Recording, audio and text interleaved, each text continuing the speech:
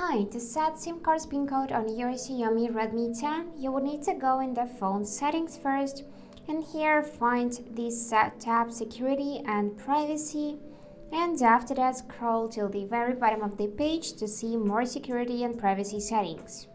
Now find the SIM lock tab, like that, and select the first section, which is your network.